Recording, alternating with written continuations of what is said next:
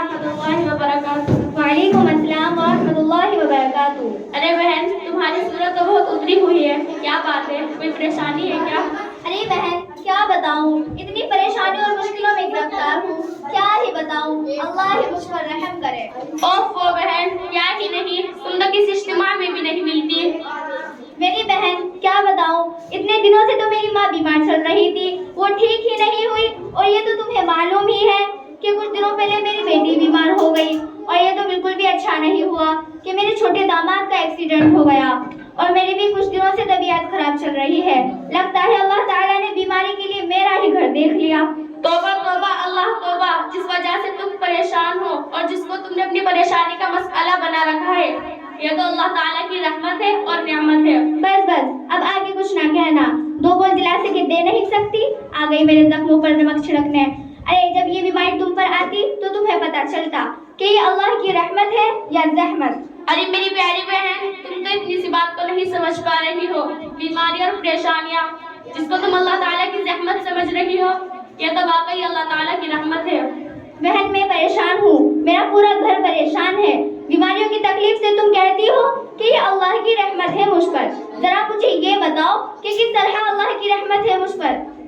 हमारे आका सल्लल्लाहु अलैहि वसल्लम ने फरमाया, जब किसी मुसलमान को तकलीफ या बीमारी या परेशानी या रंजगम का कांटा भी चुभता है तो वो उसके गुनाहों का कफारा होता है।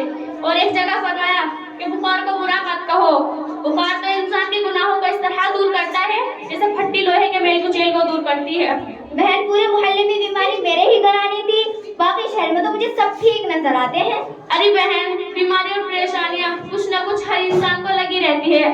ये अलग बात है कि वो अपनी परेशानियां जाहिर नहीं करते। हाँ हाँ, और समझाओ। बहन, थोड़ी सीधी सी बात है, बीमारी से गुनाह इस तरह झड़ते हैं जैसे दरख्त से पत्ते झड़ते हैं।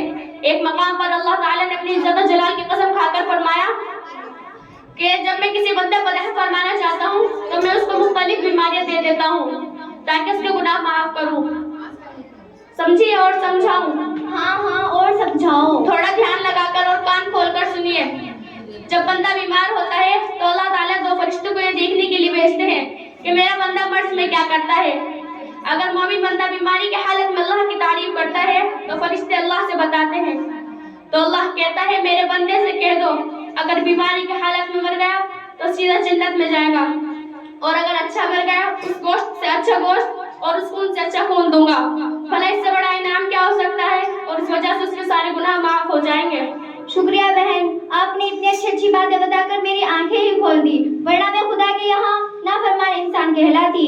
सच में बीमारी और परेशानी अल्लाह की रहमत है। मेरी बहन, आप दीनी तालीम कहाँ से हासिल करती हैं? मैं मदरसा जामिया उम्मुल हुदा में दीनी में दुनियावी तालीम हासिल करती हूँ, जहाँ हिंदी, इंग्लिश, मैथ, उर्दू सब तमाम चीज की तालीम दी जाती है। इंशाअल्लाह मैं भी अपने बच्चों का दाखिला वहीं पर कराऊंगी।